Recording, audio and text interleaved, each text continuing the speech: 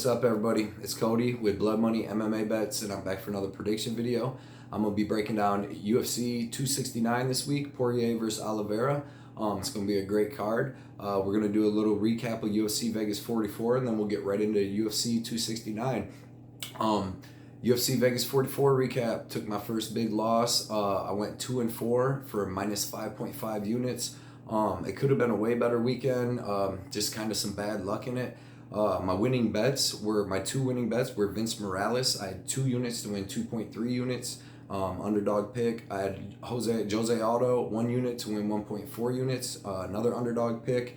My 4 losing bets were, number 1 was Alonzo Menifield, my biggest bet of the weekend. I had 3.1 units to win 2 units. I thought he won that fight. I thought he won rounds 2 and 3 clearly. He was winning round 1 all the way up until he got dropped.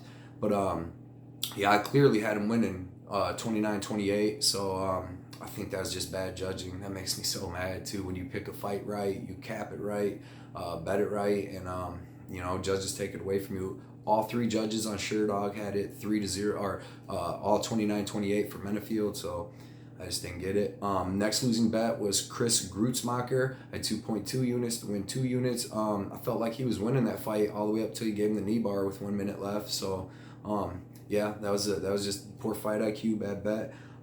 Third losing bet was Brad Riddell, 2 units to win 2 units, and Rafael Fiziev showed he's a bad dude.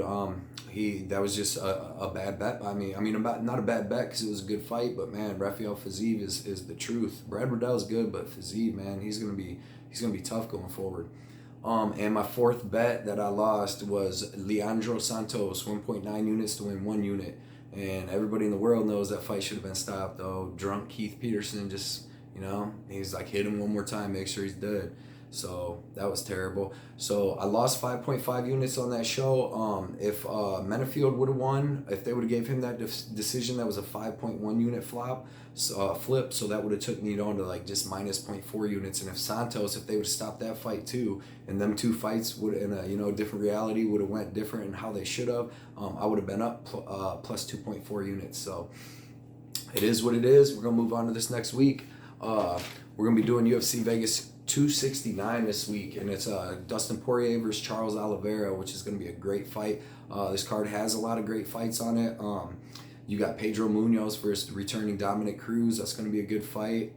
Josh Emmett and Dan Ige. There's a ton of good fights. I got some decent bets on this one, and I actually have 2 parlays this week that I parlayed into going into next week, and I'll break them down when I get to them. Probably give you a couple little early betting tips.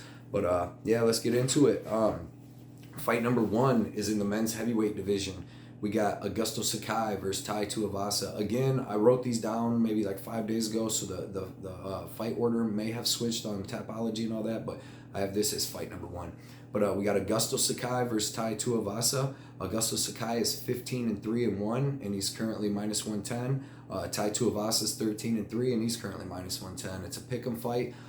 This is going to be a good fight. Augusto Sakai is a good Muay Thai guy. He's got good Muay Thai, good movement for a big dude. He moves around a lot, good footwork. Doesn't have very good ground game. Doesn't want to go to the ground, especially after what happened with Alistair Overeem.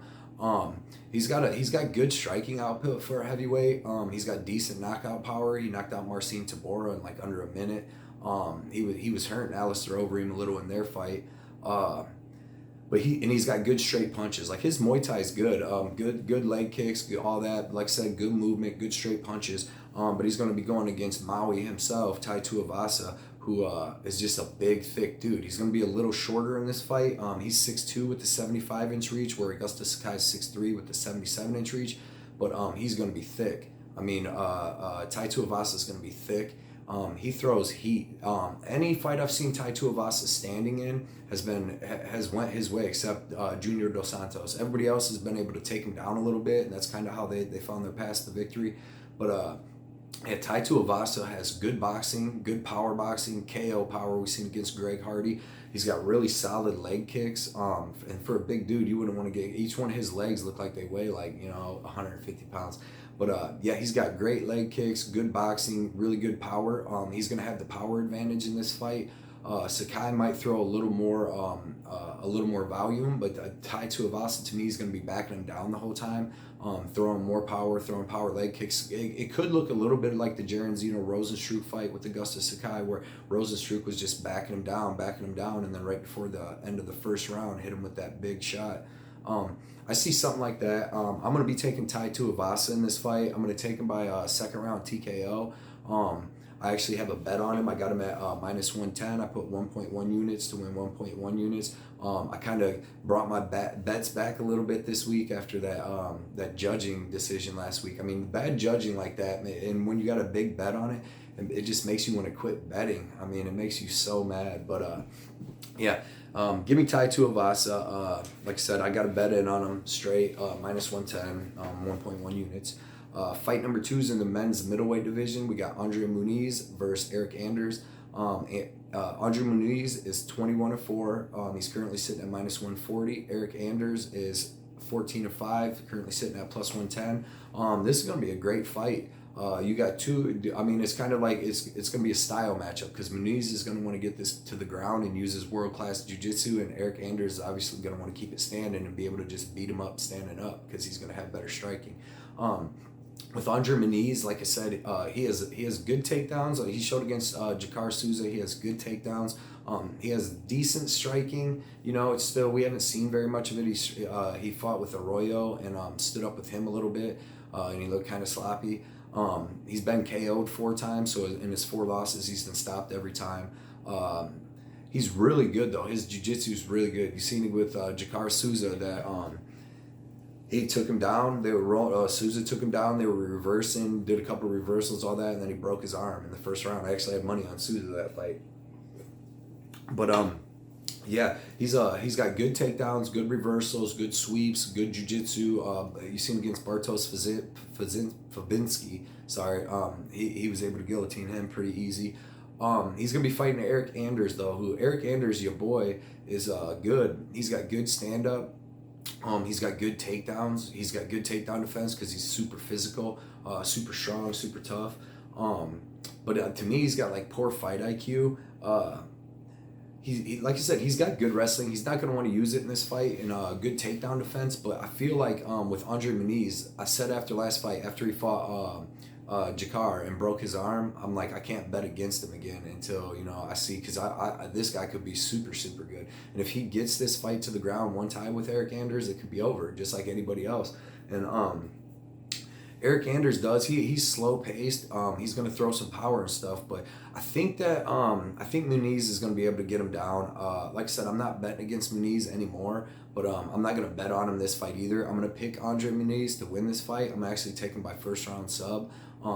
But I'm staying away from this fight. It's too hard to pick, too hard to bet, because I can easily see Eric Anders coming out and working his game plan and getting the victory too, because Andre Muniz showed against Arroyo that his gas tank looked pretty suspect. So if Eric Anders can just fight out of this, survive that first round of takedown attempts and stuff and keep this standing, he's probably going to beat him up standing up that first round. By the second round, I don't think Muniz is going to have anything left to like major for these takedowns, and once that's over, Eric Anders is going to take over. I mean, he's going to beat him up. He's going to punish him standing up. So that's why I'm not going to bet on this fight. But like I said, I like what I see. I see more potential in Andre Muniz. That's why I'm going to pick him. But yeah, we'll see what happens.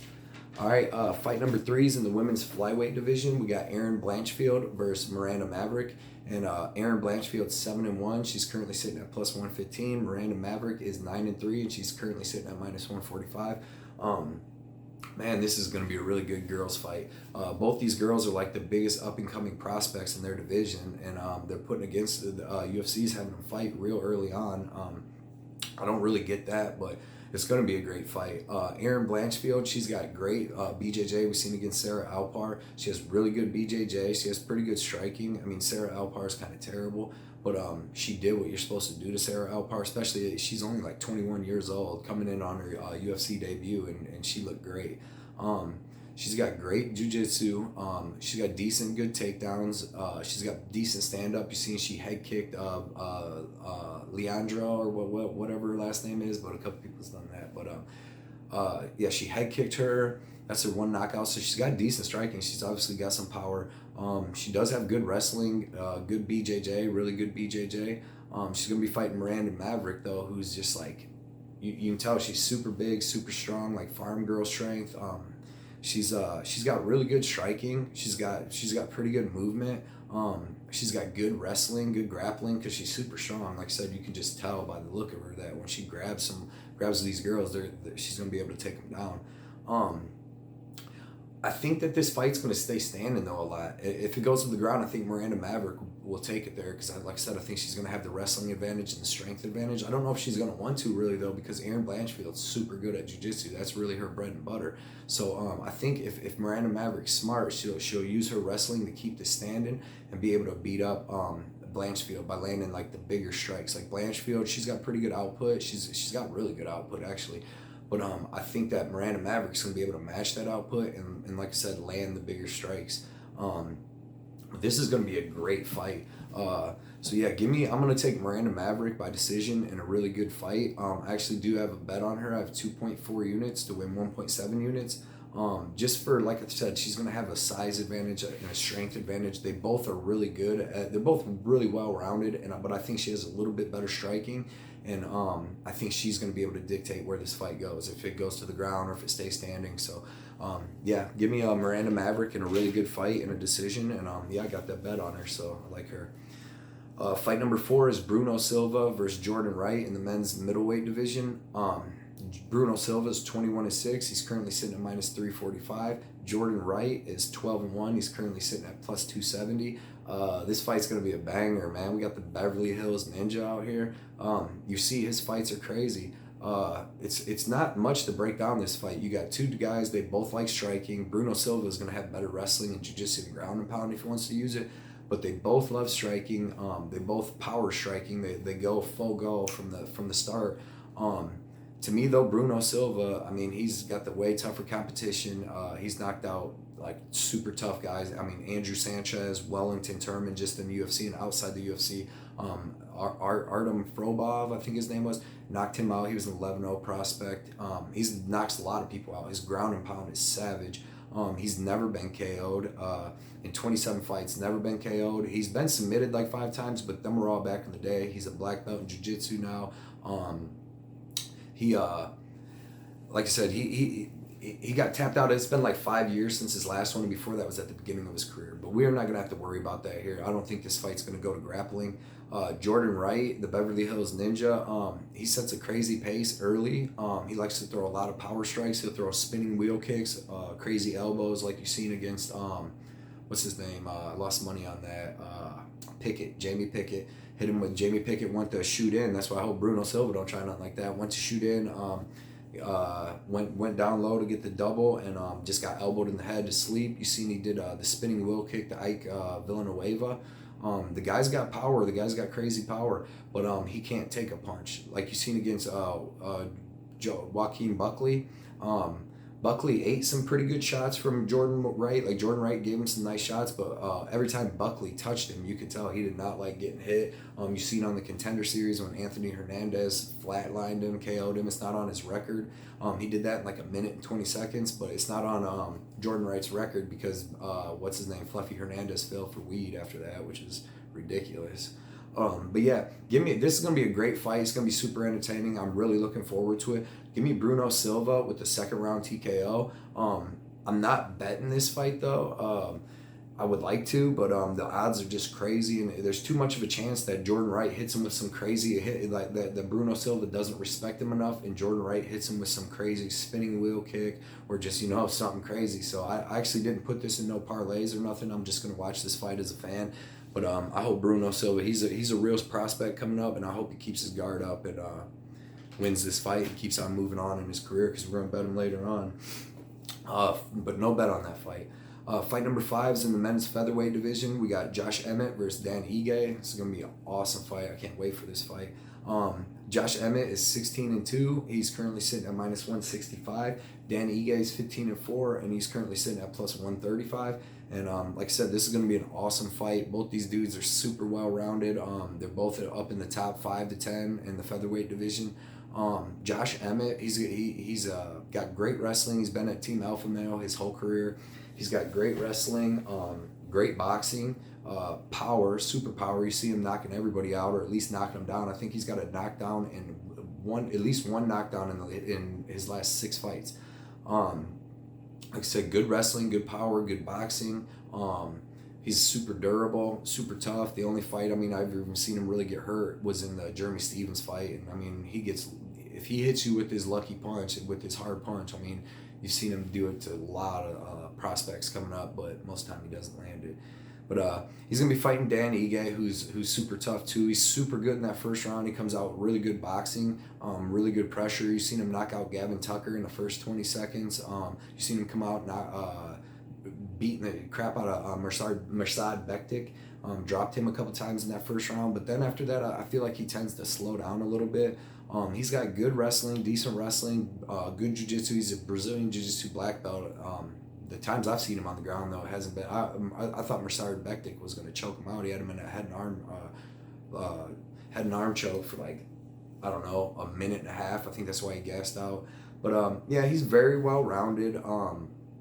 Like I said, I feel like he's only got a strong 1.5 rounds in him. Like, he's gonna tough it out and last it out, but I feel like he goes pretty hard in that first round. Looking with he is sharp boxing, but I feel like he throws a lot of power. So Josh Emmett's gonna have to be super careful in that first round. But I see this fight being a striking match the whole time, and in that striking match, they're both about even in striking, but I got to give the power advantage to Josh Emmett. He really throws heat, and he hurts people bad. Like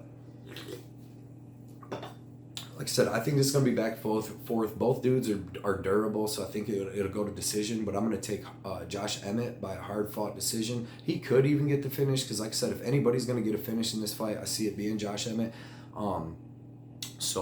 Yeah, give me Josh Emmett, though. I'm going to call a decision on it. I actually do have him in 2 parlays. I have him in a parlay with another guy coming up, and then I also have him in a parlay next week with Mateusz Gamrot. I got really good odds on putting both them guys together, and I feel like they both got really favorable matchups against guys that kind of do what they do. They're just way better at it. So, yeah, I'll fill in all the bets at the end of the card, too. But, yeah, give me Josh Emmett by a hard-fought decision. Fight number 6 is in the men's bantamweight division. We got Pedro Muñóz versus the returning Dominic Cruz. This is going to be another really, really, really good fight I'm looking forward to. I've always loved Dominic Cruz, and Pedro Muñóz is super tough. Pedro Muñóz is 19-6. He's currently sitting at -110. Dominic Cruz is 23-3, and he's currently sitting at -110. I love this fight. Both these guys super well-rounded. They both got good wrestling, both got good jiu-jitsu. Dominic's going to have better wrestling. Pedro's going to have better jiu-jitsu. Both got good stand-up. Dom, I'll just tell you, I'm gonna pick Dom in this fight. I do like him. I have a bet on him. He is currently sitting at -105, so a little bit of an underdog. I put 1.05 units on him to win 1 unit. I like Dom because these guys, like I said, are both really good at everything, but Dom's a little bigger. Dom's 5'8" with a 68-inch reach, where Pedro Muñóz is 5'6" with a 65-inch reach. I see this fight standing the whole time. Maybe Dom's super smart. Like, you hear him announcing, the dude's fight IQ's off the chart. I think he's smart enough, though. Maybe he might shoot a couple takedowns towards the end of rounds to steal rounds.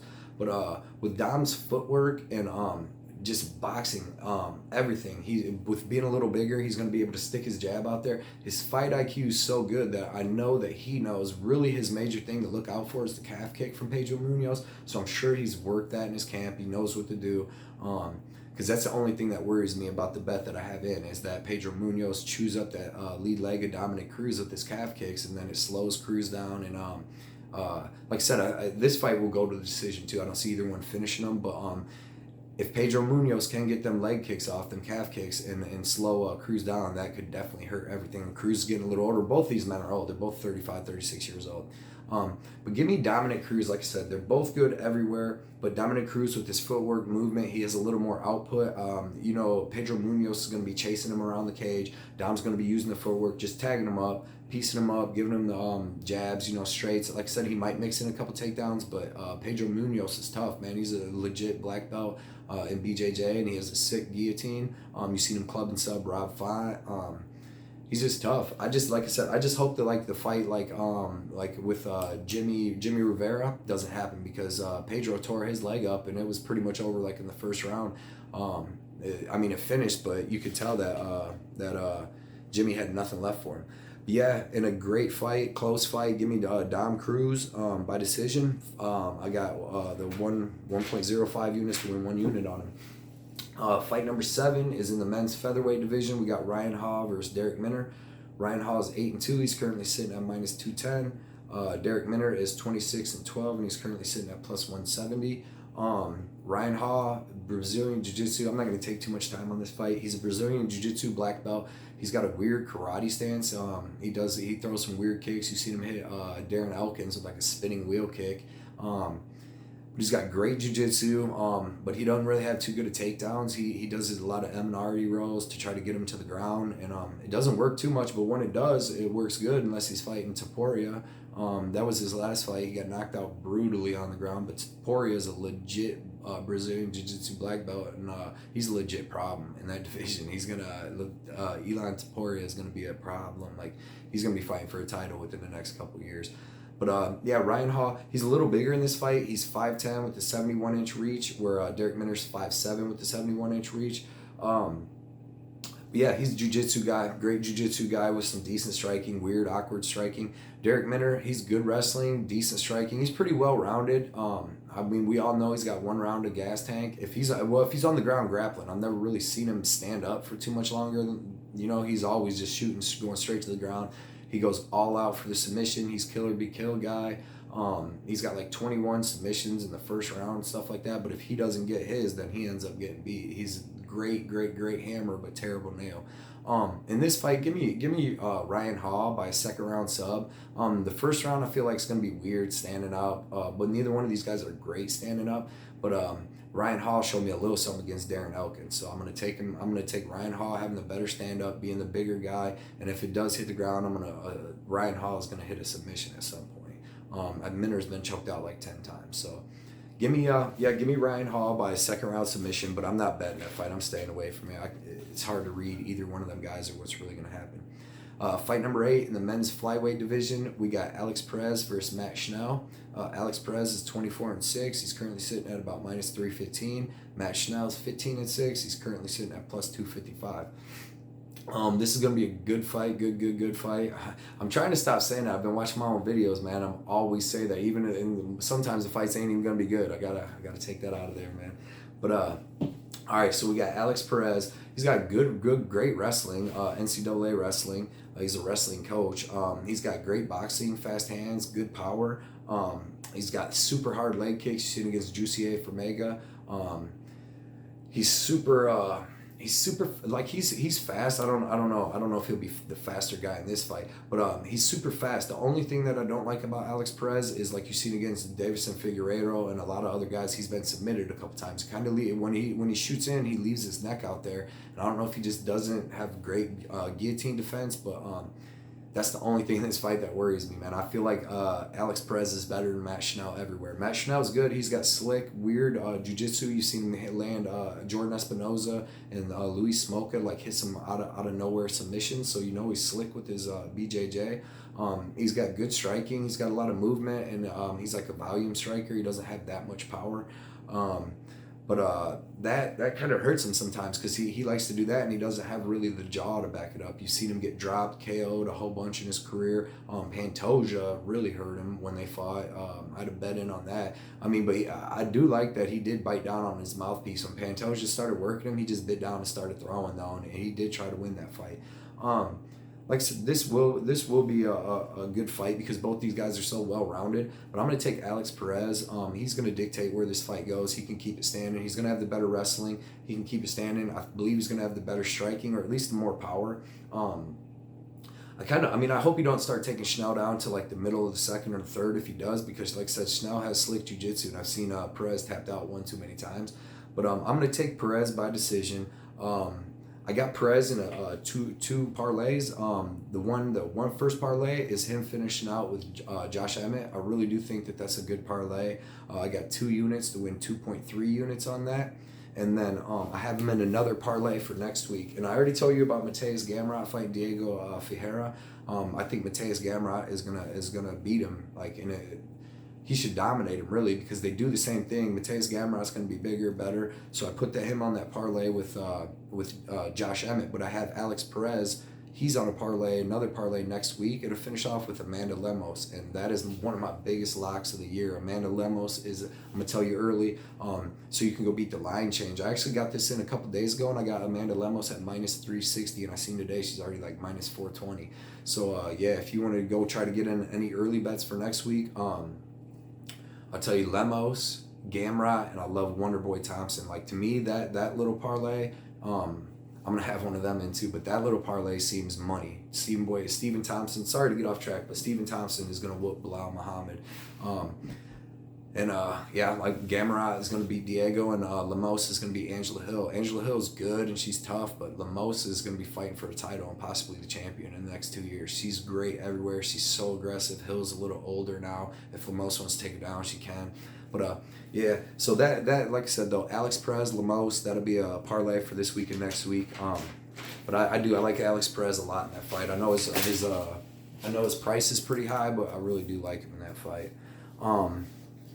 Next fight, sorry, my book fell. Next fight is in the men's bantamweight division. It's gonna be Randy Costa versus Tony Kelley. Randy Costa is 6-2. He's currently minus 190. Tony Kelley's 7-2, and he's currently plus 150. This is going to be a great fight, first round fight. Tale of two tapes. Randy Costa's either going to get him out of there in that first round, or maybe the first minute of the second round, or he's going to gas out.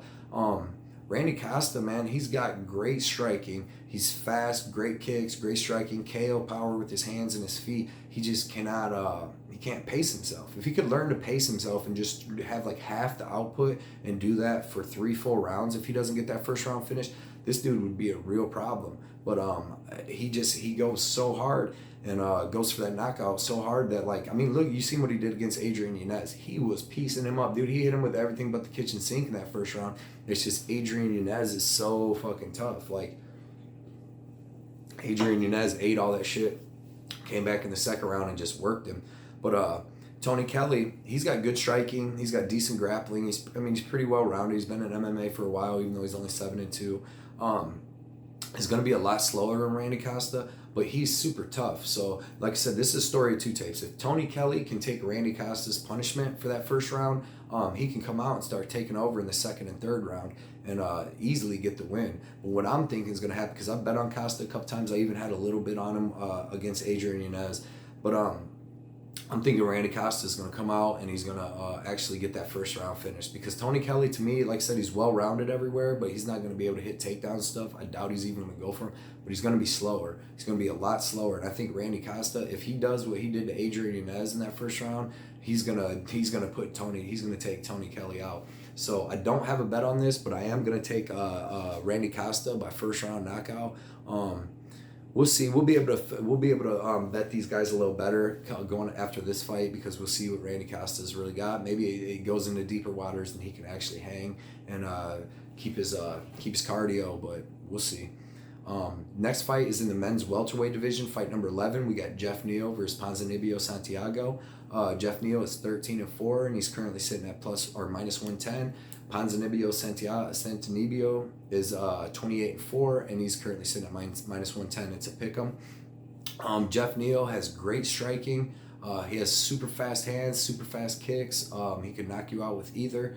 He cuts off the cage good. Like, he don't really follow you around. He'll cut the cage off. Throws, like I said, straight shots, straight power. He's got decent wrestling if he wants to use it. Not the best jiu-jitsu, but he can get the takedown just off explosiveness. But like I said, he doesn't have the greatest jiu-jitsu to keep holding people down, so I just think that would work on his gas tank. One of his other things is that he was just arrested about 10 days ago for the night before Thanksgiving night or the night after for DUI and gun possession in Texas. So that's not good. That can't be, good on your mental. First off, you're like 10 days out from a fight and you're drinking and partying and stuff, and I guarantee you that Santiago ain't. I don't know. I think that he might not be in the right mind space, especially like in Texas. I know gun laws are pretty crazy down there. Like everybody can have guns, but you got to possess them right and stuff like that. Otherwise, Texas laws are pretty tough on marijuana, guns, anything. So, but I mean, I hope everything works out for him and stuff. But that's got to be weighing heavy on his mind to be just thinking about that he's facing all that. Santiago Ponzinibio, like I said, man, he's awesome. I love him. His last fight with Miguel Baeza showed so much heart, dude. His legs got so chewed up in that first round, and he fought through. Like, literally, I thought he was done. I had him on DraftKings. I had a little lineup in, and I thought he was done. Ate all them leg kicks and then just started jabbing. Ponzinibio has one of the best jabs I've seen in MMA, to be honest. Like, his boxing is really crisp. He's super well-rounded, but really he's only going to want to box, stand up. The first round in this, I'm going to take Ponzinibio by decision because, like I said, a lot of factors in Jeff Neal just don't sit good. But that first round, Jeff Neal is going to be super, super dangerous. And Ponzinibio, Jeff Neal is going to have the speed advantage. But I think Ponzinibio, he's super tough, super durable. The Zhang Luang fight was, that was tough. But that he hadn't fought in a couple years coming back and maybe just underestimated him. But every other fight, he showed a great chin. You see what he did, like Neil Magny, all that. He did have that, he had like something in his blood, like some kind of infection in his blood. So that's why he was out for a couple years. And he said he almost died, wasn't supposed to fight again and all that, but made it back. But yeah, give me Ponzinibio. I think that he by the second round, he's going to be able to start taking over with his jab and some power shots. And I just see him. Jeff Neal's got too much bad stuff going for him because it's a pick 'em. Other than that, I mean, I didn't bet on this because still I couldn't easily in my head see Jeff Neal coming out and starching him. But I do favor Ponzinibio with all the things going on, and I'll take him by decision, but no bet. Next fight's in the men's bantamweight division: Sean O'Malley versus Raulian Paiva. Sean O'Malley's 14-1, and he's currently sitting at -310. Raulian Paiva is 21-3, and he's currently sitting at +180 or +220. Sorry. This is going to be a great fight. Sean O'Malley's going to have a pretty big size advantage. He's 5'11 with the 72-inch reach, where Raulian Paiva's 5'8 with the 69.5-inch reach. It's going to be a good fight. It's going to be a good standing fight.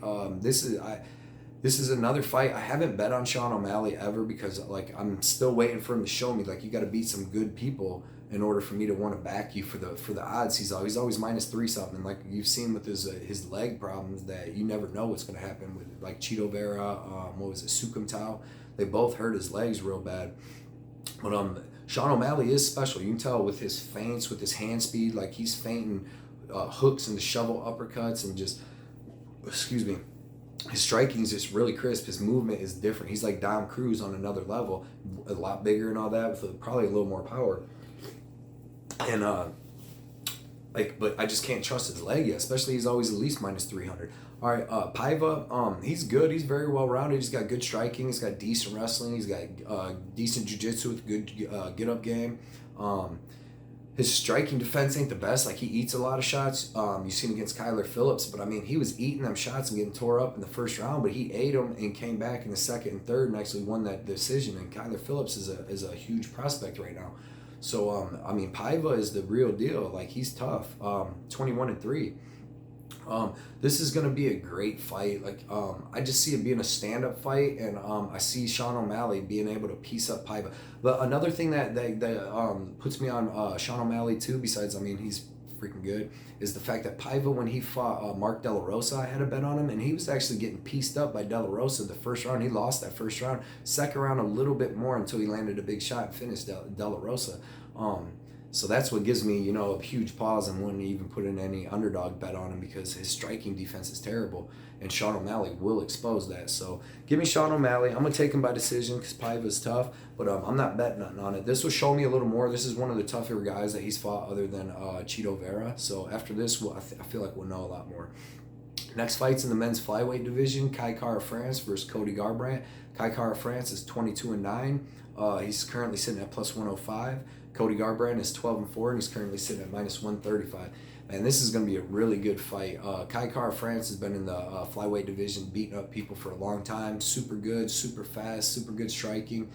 He's got power striking. You've seen his last fight versus Rogerio Bonton. He knocked him out after Rogerio had his back the whole first round. It looked like he was going to submit him. It looked like it was going to be an easy night for Rogerio. And Kai Kara France fought off all submissions, showed that he's got great BJJ, got up and actually knocked him out right before the end of the round. So he's good everywhere. He's got good wrestling for the flyweight division, but he's not going to have better wrestling than Garbrandt in this fight. I see this fight staying standing. Cody Garbrandt, you know him, great boxing, very aggressive, great power, can knock you out. He has good kicks. He has good wrestling, decent jiu-jitsu. You've seen a lot more of his wrestling and stuff against Rod Font, but Rod Font was just so much bigger than him.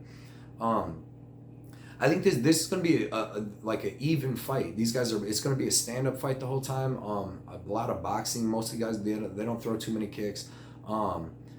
I see Kara France having a lot more output than Garbrandt, just a little bit more, but Garbrandt's going to be landing harder. So I feel like if anybody's going to land, Garbrandt is dropping down to one flyweight, so we got to see how his chin works out. We got to see how the weight cut and all that goes, because you've seen what happened with Dillashaw when he cut down. So if Garbrandt already had a suspect chin, so we got to see about that. But I think that he'll land the harder shots. If this is the Garbrandt at 135, just down at 125, he's going to land the harder shots. He's got the boxing to go with Kara France. Garbrandt started off minus like 200, minus 190, and he's all the way down to minus 135. But yeah, like I said, I can't wait to watch this fight as a fan, see how Garbrandt does at the flyweight division. But give me Cody Garbrandt by decision. I think he's gonna be able to match the speed of Kara France, and he's gonna have power. And for once in his life, Cody Garbrandt, nobody talks about this, but Cody Garbrandt is 5'8" with the 65.5 inch reach, where Kara France is only 5'4". Like, I've never seen Cody Garbrandt with the size advantage, and he's gonna have a huge size advantage here. So give me Cody Garbrandt, and I'm gonna take him by a second round TKO. And I didn't bet it. I want to see how it works out at 125, but I hope it works out good, because we've seen Kara France. I don't want to see him fight for no 125 titles, really. I'd like to see Garbrandt restart his whole career and flourish down there at 125, put on some real great fights with Moreno, Figueiredo, all them guys. So fight number 14 is the co-main event. We got the women's bantamweight division. We got Amanda Nunes versus Julianna Pena. Amanda Nunes is 21-4. Sorry about that. Amanda Nunes is 21-4. She's currently minus 135. Julianna Pena is 10-4, and she's currently plus 535. Both these girls are good, well-rounded everywhere, except Amanda Nunes is better everywhere. She's going to be bigger. She's 5'8" with the 69-inch reach. Julianna Pena is 5'6" with the 69-inch reach. But Amanda Nunes is better everywhere. Like, she literally has more power, better striking, better wrestling, better jiu-jitsu. But Julianna Pena is tough, man. She's got good striking herself. Her only chance in this fight is to knock out Nunes or catch a club and sub, or just like some slick submission. But I just don't see any of that happening. Amanda Nunes is the GOAT. She's the truth. Like I said, good fight. Pena's tough, so I think it's going to go longer than just like a first round beating. I think it's going to be, back and forth for a little bit. Pena's, I think, going to try to do some grappling in that first round and second round. But I see Nunes getting a third round TKO. That's you can't bet it. She's minus 800, 900 in some books. But I do got Amanda Nunes by third round TKO, and I do got a bet on this fight, and it is the Amanda Nunes. It's Amanda Nunes versus Pena over 1.5. I got 1.25 units on her to win 1 unit on that over. Like I said, I think Amanda does get the finish, but I think it's going to be a little later on. Julianna Pena is super tough. She's got decent wrestling. Like, if she can land a takedown in that first round, or even some cage control, either one of them, I think it's going to be a lot of like clinching and cage control, because Julianna Pena ain't going to want to be out there striking at range with Nunes. So yeah, give me Nunes by like a third, fourth round stoppage. But I bet on the over 1.5 rounds. And I hope that hits. All right, fight number 15, main event: Dustin Poirier versus Charles Oliveira for the lightweight title. It's gonna be. I know I say it a lot, but I'm cutting that shit out. I'm sorry, but this is gonna be a great fight. We've been looking forward to this forever. It's two people's champs really fighting each other. You got Charles Oliveira, who's 31-8, and he's currently sitting at plus 135. You got Dustin Poirier, who's 28-6, and he's currently sitting at minus 165. So Poirier's a slight favorite, like a medium-sized favorite in this fight. Charles Oliveira, man, great striking, great kicks, great punches. You seen the hook he hit Chandler with in the second round. He's got great wrestling, great BJJ, probably the best BJJ in the division, maybe in the whole UFC. And he's got knockout power, so I mean he can finish you anywhere. He's very well rounded everywhere. Very tough. I'm happy. I was happy when he won the title. I thought he deserved it, man. He's been showing heart because early in his career, I've watched all the UFCs, and I watched him since early in his career, and he used to give up. You know, you see him in fights, you see him like Paul Felder, you see him tapping out the strikes, you've seen him give up submissions because he should never be getting submitted, and you've seen him getting submitted a couple times because he used to kind of give up, and he was younger back then too. I don't know if he went to a sports psychologist, what happened, but he's been fighting tough. You've seen the adversity against Michael Chandler. I thought he was finished. I mean, he was down on his hands and knees after getting rocked, swaying with the punches, but yeah, I mean, it was like so close to him, that fight getting called, and I had a bet on him in that fight, so I was happy when he came out in that second round. He's a true warrior now. Like I said, not much to say about him. He's great everywhere, explosive, dangerous everywhere. Dustin Poirier, you know him, great striking, good power, keeps his gas tank the whole fight. That's my only question about Oliveira is we haven't seen him in a tough 4 or 5 round fight. He fought tough against Tony Ferguson and all these guys, but we haven't, like Poirier, we know in the 5th round is going to be putting out the same output as he was in the 1st round. So a lot of people, he takes people in the deep waters and drowns them. A lot of people can't handle that. And that's my only concern in this fight with Oliveira. These guys are both well-rounded, like everywhere. Like Dustin Poirier is great everywhere. I kind of feel like Oliveira might have the wrestling advantage in this fight because you've seen Dan Hooker take down Poirier. I think he had like 2 or 3 takedowns, which might have been a little easier for him because they were in a stand-up slug war, so, you know, he was just sneaking them in there. But Charles Oliveira, man, I feel like he can land some takedowns if he wants to on Poirier, but I don't see him submitting Poirier. Like, Poirier's got really, really good jiu-jitsu. If you go look back, he submitted a lot of good jiu-jitsu players. So I just don't. I mean, I know Khabib got him, but Khabib's just different. Khabib, I mean, he's different. So I don't see Poirier getting submitted. If you got like club and sub, I could see a submission, but I don't see that. I see this being a super great fight. I got Poirier winning this fight. I got Poirier being like I said, I think that Poirier, by that 3rd, if he survives the early onslaught that Oliveira can bring, with head kicks, punches, the teeth kicks, the jiu-jitsu, the wrestling, the submissions, all that, if he can survive all that for like 2.5 rounds, I feel like Poirier is going to be able to take over. Poirier is definitely going to be landing more, and just be like the tougher dude. I like I said, I still want, because like besides that Chandler fight, we haven't seen Oliveira in any adversity since the Felder fight. I mean, he was kind of fighting some bums like Nick Lentz and Jared Gordon. Not to say they're bums, but excuse me, compared to the opposition that Dustin Poirier's been fighting, you know, he's just been fighting Gaethje, Eddie Alvarez, Khabib, Connors, everybody. He's fighting Max Holloway again. His strength of schedule has just proved so much more to me. So I got to bet on Poirier, man. I really like the guy. I really like both these guys, but I like Poirier's story, man. I really like his story with where he came up from, getting in trouble as a youth, being with his girlfriend for his whole life. It reminds me of me. I've been with my girlfriend for my whole life, got in trouble when I was a kid, all the same stuff, man. So I really root for his story. So give me Dustin Poirier. I'm going to go by 4th round finish. I'm not betting this fight though, because like I said, man, both these guys are so good. If there's a fight where both guys are so good and I think one's gonna win, but like I can see the other guy a lot of ways winning in my head too. I'm just not gonna bet it. I'm gonna watch it as a fan. I don't even really got a good read on the over-under, because if it goes under, I see it being Oliveira stopping Poirier, hitting him with some type of club and sub or something like that. But if it don't, I see Poirier, you know, like I said, drowning him like in the 4th or 5th round. So give me Poirier by decision. I'm not betting that fight, but I can't wait to watch it. We're going to see it's the real champ. Since Khabib left, we're going to see the real UFC champ after this fight. So I'm going to go over the bets that I have in for this card then. I have 5 bets. I have Miranda Maverick, 2.4 units to win 1.7 units. I got Amanda Nunes over 1.5. I got 1.2 units to win 1 unit. I got Tai Tuivasa, 1.6 units to win 1.4 units. I got Dominic Cruz, 1.05 units to win 1 unit. And then I got Alex Perez, Josh Emmett, parlay, 2 units to win 2.2 units.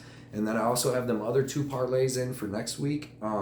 that start with this week, I have Alex Perez, Amanda Lemos, 2 units to win 1.3 units. Go get your money in on Lemos. She's like said minus 420. I think she's gonna be minus 600 by the time that fight starts. So if you want to parlay her with anything, you should get them in right now. And then I have Josh Emmett with Mateusz Gamrot. Mateusz Gamrot seems like, I mean, I know he's fighting another tough guy, but he's younger, bigger, and I feel like he's going to be better everywhere than Diego Ferreira. So, yeah, I got that's 1 unit to win 1.7 units. That had really good odds, and I really like Josh Emmett this weekend. Like I said, him and Ige do about the same thing, but Josh Emmett feels like a little better and then a little more powerful, and he's just going to be the bigger, thicker guy. So, give me that. If you're new, first time watching it, please, everybody, please like and subscribe for me. Go to my Instagram at Blood Money MMA Bets and follow me there. I don't really do nothing on that. I post a couple memes, but I really just post my betting slips so you know what bets I put in. So that everything I write down, everything I tell you is the truth. I'm just proving stuff there. So yeah. And another thing after last week, that took my betting to I'm a third. So since I've been doing my videos, I'm 36-16 for plus $2,870 or 28.7 units, $2,870. I'll break that down. My units, when I say that, my unit is usually $100. So if I say I bet 2 units, that's $200. Everybody's cappers units are different.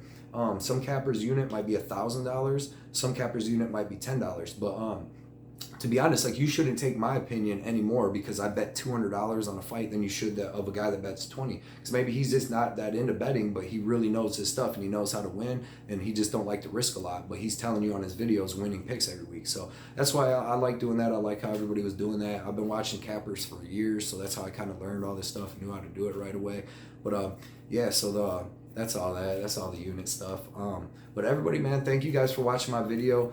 Can't wait, man. I'm gonna have this new office set up. And this stuff's gonna get a lot better. I actually want to do a lot of other stuff, like some interviews, like with Mark Coleman and some other people. Mark Coleman's from my home city of Fremont, Ohio. I've talked to him before and stuff, and we're gonna set up, and I want to do some interviews and stuff like that. So things are gonna be getting bigger. Like I said, man, thank you everybody for watching, and I'll see you guys next week. And next week's card, we're gonna cash out. I'm telling you, I already got a lot of bets in on it.